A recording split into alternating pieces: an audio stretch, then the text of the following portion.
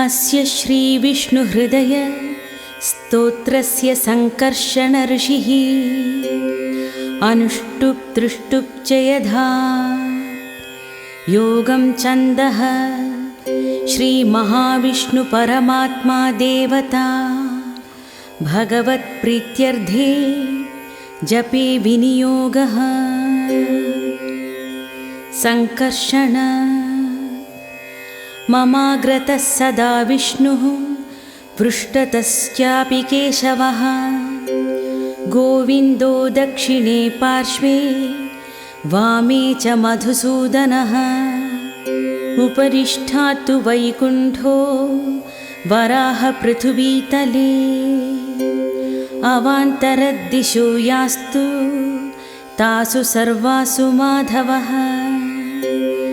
गच्छतस्तिष्ठतो वापि जाग्रतस्वपतोऽपि वा नरसिंहकृता गुप्ति वासुदेवमयो व्याहम् अव्यक्तं चैवास्यं योनौ वदन्ति व्यक्तं तेऽहं दीर्घमायुर्गतिं च वह्निं वक्त्रं चन्द्रपूर्व्यो च नेत्रे दिश श्रोते प्राणमहुश्च वायुं वाचा वेदा हृदयं वैनभश्च पृथिवीपादौ तारकारोमकूपा साङ्गोपाङ्ग ह्यधिदेवता च विद्या ह्युपस्थं ते सर्व एता समुद्रा तं देवदेवं शरणं प्रजानां यज्ञात्मकं सर्वलोकप्रतिष्ठितं यज्ञं वरेण्यं वरदं वरिष्ठं ब्रह्माणमीशं पुरुषं नमस्ते आद्यं पुरुषमीशानां पुरहूतं पुरुष्टुतं ऋतमेकाक्षरं ब्रह्मव्यक्ताव्यक्तं सनातनम् महाभारतकाख्यानं कुरुक्षेत्रं सरस्वतीं केशवं गाञ्च गङ्गां च कीर्तयन्नावसीदति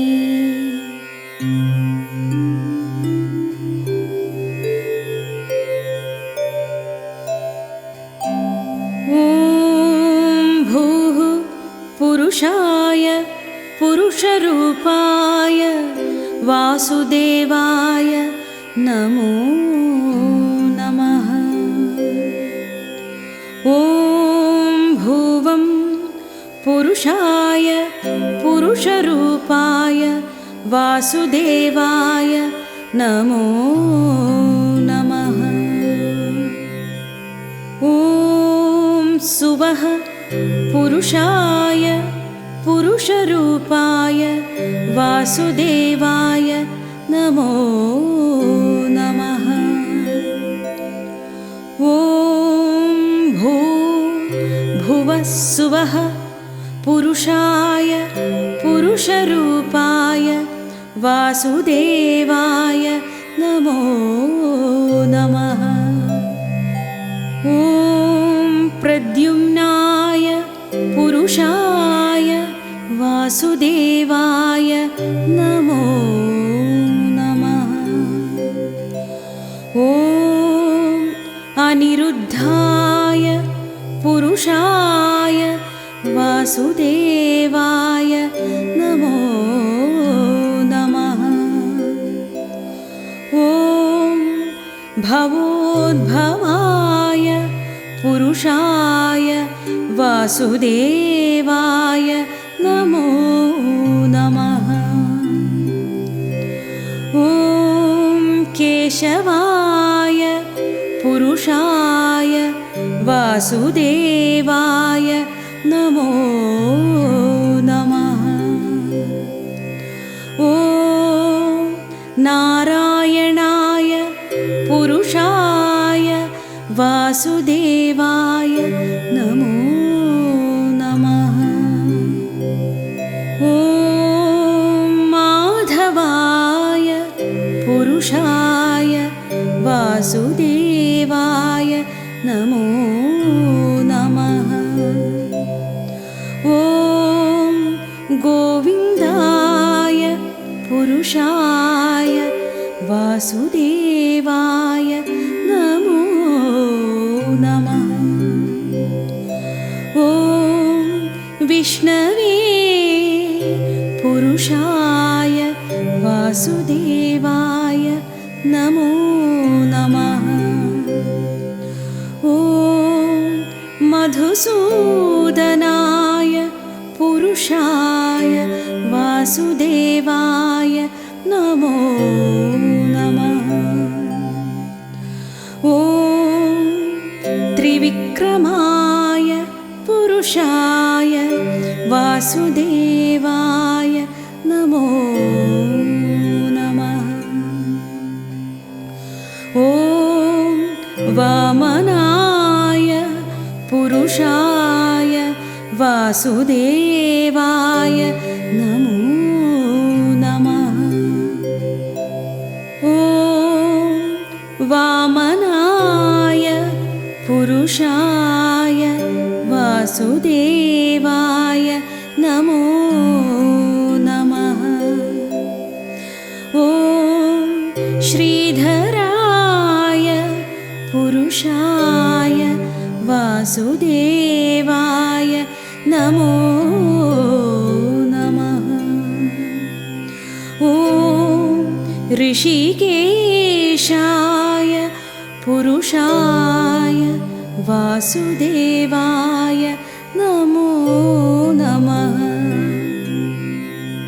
ॐ पद्मनाभाय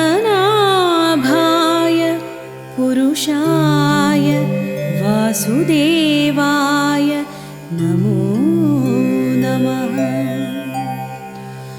ॐ दामोदराय पुरुषाय वासुदेवाय नमो नमः। ॐ सत्याय पुरुषाय वासुदेवाय नमो नमः। ॐ ईशानाय पुरुषाय वासुदेवाय नमो नमः। ॐ तत्पुरुषाय पुरुषाय वासुदेवाय नमो नमः। ॐ सत्पुरुषाय पुरुषाय वासुदेवाय नमो नमः।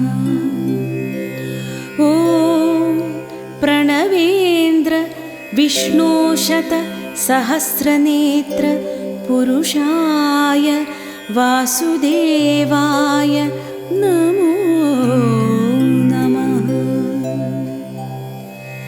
य इदं विष्णुहृदयमधीयते ब्रह्मवात्याय पूतो भवति पतित सम्भाषणा पूतो भवति सुरापाना पूतो भवति सुवर्णस्तेय पूतो भवति असत्यभाषणात्पतो भवति अगम्यागमनात्पतो भवति वृषवीगमनात्पूतो भवति अनेकक्रतुसहस्रेणेष्टं भवति गायत्र्या षष्ठिसहस्राणि जप्तानि भवति अष्टौ ब्राह्मणान् ग्राहयित्वा विष्णुलोकमाप्नोति मानसेन गतिर्भवति न नम्यति मन्त्रः यत्र यत्रे च तत्र तत्रोपजायते स्मरति चात्मानं भगवान् महाविष्णुरित्या।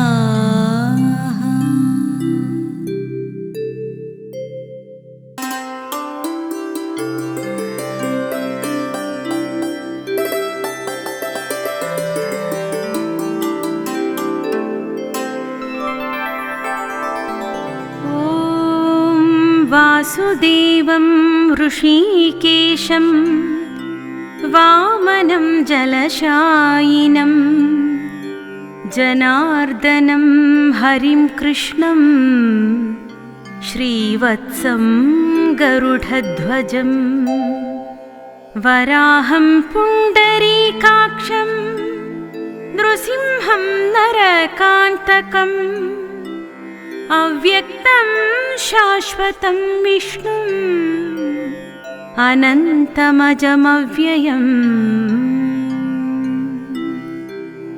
नारायणं गवाध्यक्षं गोविन्दं कीर्तिभाजनं गोवर्धनोद्धरं देवं भूधरं भुवनेश्वरम् वेत्तातरं यज्ञपुरुषं यज्ञीशं यज्ञवाहकं चक्रपाणिं गदापाणिं शङ्खपाणिं नरोत्तमम् वैकुण्ठं दुष्टदमनं भूगर्भं पीतवासनं त्रिविक्रमं त्रिकालज्ञं त्रिमूर्तिं त्रिदळेश्वरम् रामं रामं हयग्रीवं भीमं भद्रं भवोद्भवं श्रीपतिं श्रीधरं श्रीशं मङ्गलं मङ्गलाकरम् दामोदरं दयोपेतं केशवं शशिसूदनं वरेण्यं वरदं विष्णुम् आनन्दं वसुदेवजम् हिरण्यरेतसन्दीप्तं पुराणं पुरुषोत्तमं सकलं निष्कलं शुद्धं निर्गुणं गुणशालिनं हिरण्यतनुसङ्काशं सूर्यायुतसमप्रभं मेघश्यामं चतुर्बाहुं कुशलं कमलेक्षणं ज्योतिरूपमरूपं च स्वरूपं रूपसंस्थितं सर्वज्ञं सर्वरूपस्थं सर्वेशं सर्वतोमुखम् ज्ञानकूटस्थमचलं ज्ञानदं परमं प्रभुं योगीशं योगिनिष्ठान्तं योगिनं योगरूपिणम् ईश्वरं सर्वभूतानां वन्दे भूतमयं प्रभुम्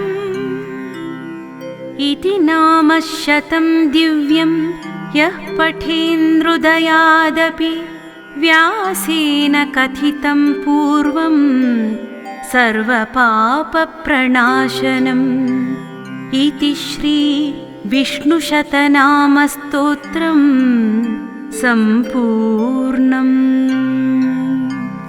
नमामि नारायणपादपङ्कजं करोमि नारायणपूजनं सदा वदामि नारायणनामनिर्मलं स्मरामि नारायण तत्त्वमव्ययम्।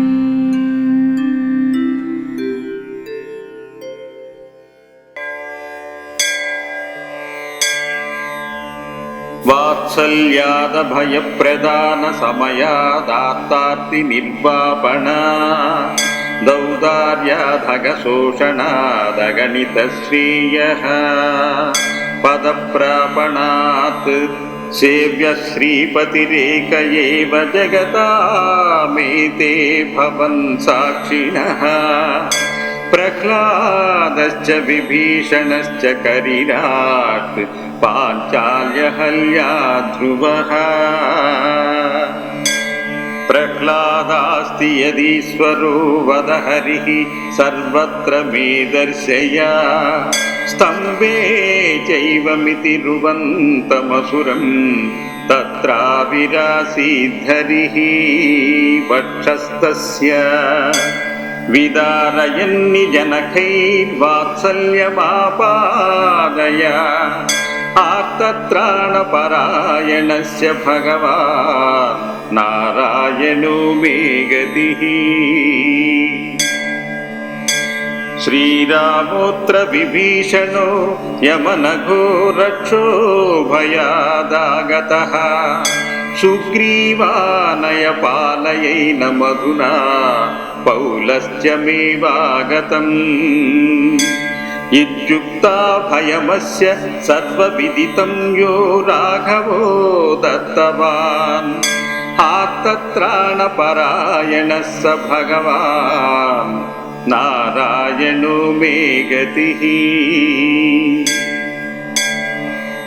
नक्रग्रस्तपदं समुद्रुतकरं ब्रह्मादयो भूसुरा रक्षन्तामिति दीनवाक्यकरिणं देवेष्वशक्तेषु यः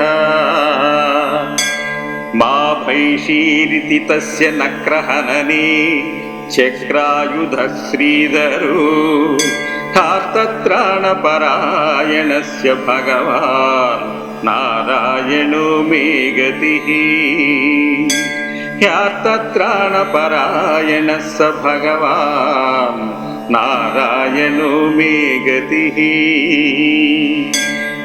भोः कृष्णाच्युत भोः कृपालय हरे भोः पाण्डवानां सखे क्वासि क्वासि सुयोधनाद्य प्रकृता भो रक्ष मातुराम् युज्युक्ते क्षयवस्त्रसम्भृततन्युर्यो पालय द्रौपदीम् आर्तत्राणपरायणस्य भगवान् नारायणो मे गतिः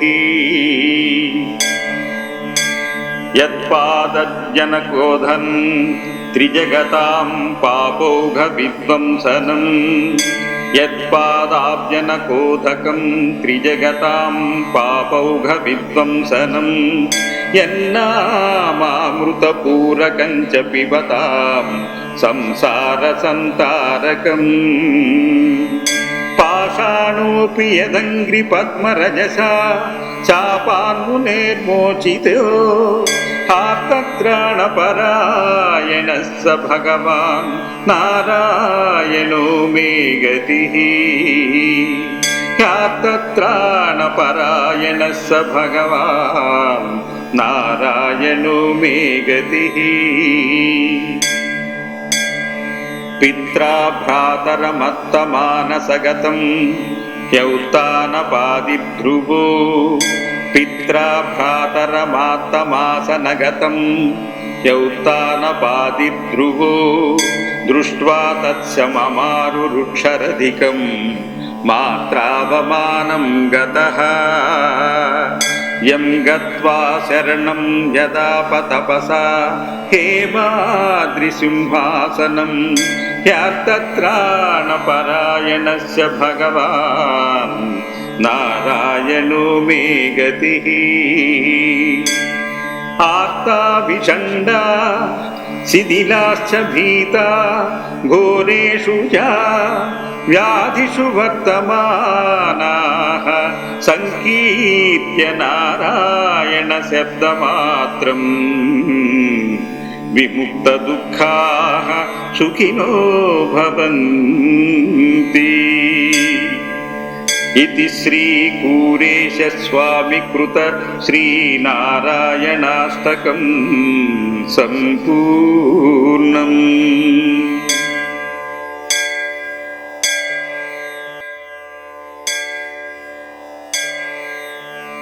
ప్రసీద భగవన్ బ్రహ్మన్ సర్వమంత్రజ్ఞ నారద సౌదర్శనంతు కవచం పవిత్రం బ్రూహి తత్వతః. నారద ఉవాచ శృణుష్యేహా ద్విజశ్రేష్ఠ పవిత్రం పరమాద్భుతం సౌదర్శనంతు కవచం దృష్ట్యా దృష్టార్థసాధకం. కవచస్యాస్య ఋషిర్బ్రహ్మా ఛందోనుష్టుప్తదా స్మృతం సుదర్శన మహావిష్ణుర్దేవతా సంప్రచక్షతే. హ్రాం బీజం శక్తి రద్రోక్తా హ్రీం క్రోం కీలకమిష్యతే. శిరః సుదర్శన పాతు లలాటం చక్రనాయకః. గ్రాణం పాతు మహాద్యైత్య రిపురవ్యాతు దృశో మమ. సహస్రారః శృతిం పాతు కపోలం దేవవల్లభః. విశ్వాత్మా పాతు మే వక్త్రం జిహ్వాం విద్యామయో హరిః. కంఠం పాతు మహాజ్వాలః స్కంధౌ దివ్యాయుధేశ్వరః. భుజౌ మే పాతు విజయీకరౌ కైటభనాశనః. షట్కోణ సంస్థితః పాతు హృదయం ధామా మామకం. మధ్యం పాతు మహావీర్యః త్రినేత్రో నాభిమండలం. సర్వయుధమయః పాతు కటిం శ్రోణిం మహాద్యుతిః. సోమసూర్యాగ్నినయనః ఊరు పాతు చ మామకౌ. గుహ్యం పాతు మహామాయో జానునీతు జగత్పతిః. జంఘే పాతు మామజస్రం అహిర్బుజ్ఞః సుపూజితః. గుల్ఫౌ పాతు విశుద్ధాత్మా పాదౌ పరపురన్యయః. సకలాయుధ సంపూర్ణః నిఖిలాన్యం సుదర్శనః. య ఇదం కవచం దివ్యం పరమానందదాయినం. సౌదర్శనమిదం యో వై సదా శుద్ధః పఠే నరః. తస్యార్థసిద్ధిర్విపులా కరస్థా భవతి ధ్రువం. కూష్మండా చండభూతాద్యాః ఏ చ దుష్టాః గ్రహాः స్మృతాః. పలాయంతే నిశంహితాః వర్మణోస్య ప్రభావతః. కుష్ఠాపస్మారగుల్మాద్యాః వ్యాధయః కర్మహేతుకాః. నశ్యంతే తన్మనిద్రాము పానాత్ సప్తదినావధి. అనేకమంత్రితాం తులసీమూలా సంస్థితాం. లలాటే తిలకం కృత్వా మోహయేత్రిజగన్నరః. అనేకమంత్రితాం తులసీమూలా సంస్థితాం. లలాటే తిలకం కృత్వా మోహయేత్రిజగన్నరః. వర్మణోస్య ప్రభావేన సర్వాన్ కామానవాప్నుయాత్. వర్మణోస్య ప్రభావేన సర్వాన్ కామానవాప్నుయాత్. इति श्री भृगु संहितोक्त श्री सुदर्शन कवचम संपूर्णम्।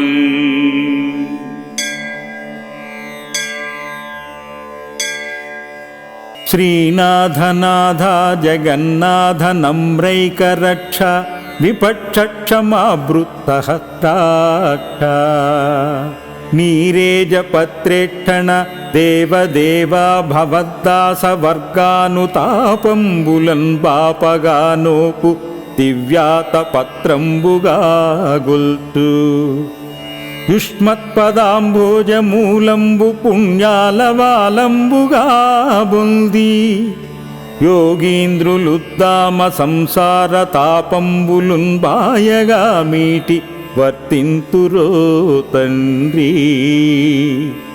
ఈశా సమస్తాఘ నిర్నాశ ఈ విశ్వముందెల్ల జీవుల్భవద్రోగ దుర్మార్గ తాపత్రయాభీలదావాగ్నిచే గ్రాగి దుఃఖాబ్ధిలో దోగి ఏ కర్మముం ధర్మముం బొందగాలేక సంసార చక్రంబునందున్ బరిభ్రామ్యమాణాత్ములైయుందురం మూఢచేతస్కులుం చెప్పగా నేలనో దేవా. విజ్ఞాన దీపాంకురంబైన నీ పాద పంకేరుహత్యాయ ప్రాపించుమవ్యాక్ష తన్మౌని సంఘంబులైకాంతిక స్వాతతం వేర్తి దుర్ధాంత పాపౌఘ నిర్నాశకాలంబు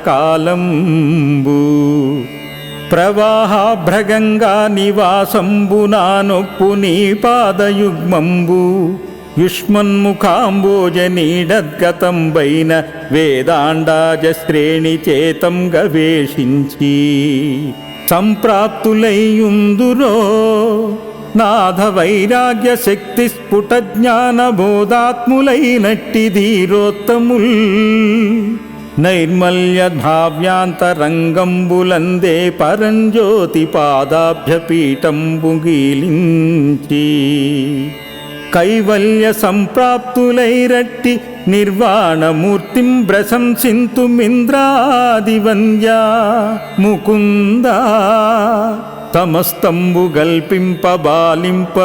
గల్పింపబాలింపదూలింపగా బెక్కు దివ్యావతారంబులన్ బొందు నీ పాద పంకేరుహత్యాన పారీణ తుస్వాంతులైయొప్పు భక్తాళికి మోక్షదంబైన మీ పాదకంజాతముల్ గొల్తు మీశారమాధీశ పుత్రాంగనామిత్ర తంబంద బంధంబులంజెంది నిత్యంబు దుష్ట క్రియాలోలులై దేహగేహంబులందోలి వర్తింతు దుర్మానవ శ్రేణులం దంతరాత్ముండవైయుండియుం దూరమై తోచు మీ పాద పద్మంబులర్చింతుమో దేవా బాహ్యేంద్రియ వ్యాప్తి నిద్రుత్తులైనట్టి మూఢాత్ములాధ్యాత్మతత్వ ప్రభావాఢ్యులై మీ పాదాభ్యాత విన్యాస లక్ష్మీ కళావాసముంగన్న యయ్యుత్తమ శ్లోకులుంగానగా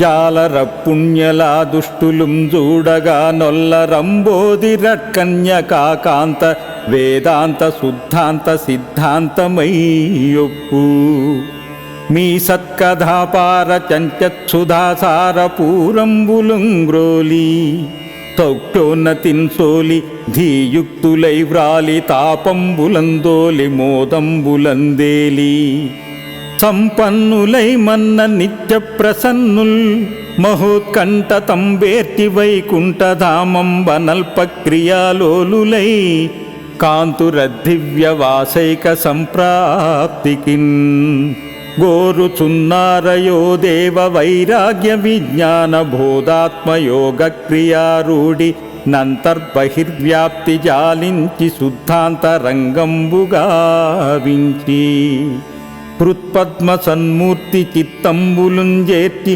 ఆనందలోలాత్మతంబోల్చు యోగీశ్వరా శ్రేణికిం దావకీ నాను కంపాను లబ్ధ స్ఫుట జ్ఞానముం కల్గటం చేసి యాయాసముంజందరో దేవతా చక్రవర్తి సదానందమూర్తి జగద్గీత కీర్తిల సద్భూతవర్తి భవద్దాసులైనట్టి మమ్ముం జగత్కల్పనాసక్త చిత్తుండవై నీవు ద్రైగుణ్య విస్ఫూర్తి బుట్టించినం బుట్టుటే కాక నీ భవ్య లీలాను మేయంబుగా సృష్టి నిర్మాణంబు చేయు మేమెంత వారము యచ్చక్తియుక్తిన్ భవత్పూజ గావింతు మట్లుండె నీ సత్కళాజాతులుమ్మైన మమ్మెన్నగానేల నధ్యాత్మతత్వంబు వన్నం పరంజ్యోతి వన్నం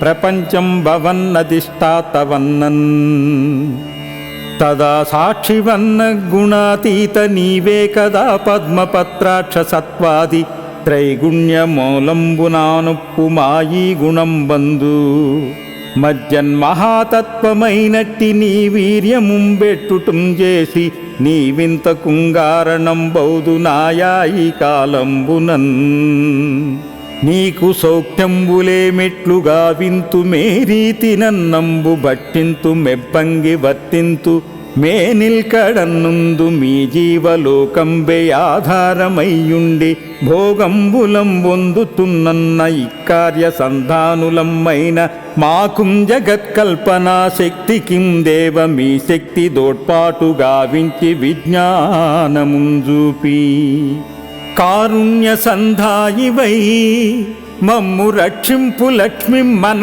పల్వల క్రోడ యోగీంద్ర చేతస్థరోహంస దేవాదిదేవా నమస్తే నమస్తే నమస్తే నమస్తే నమస్తే నమః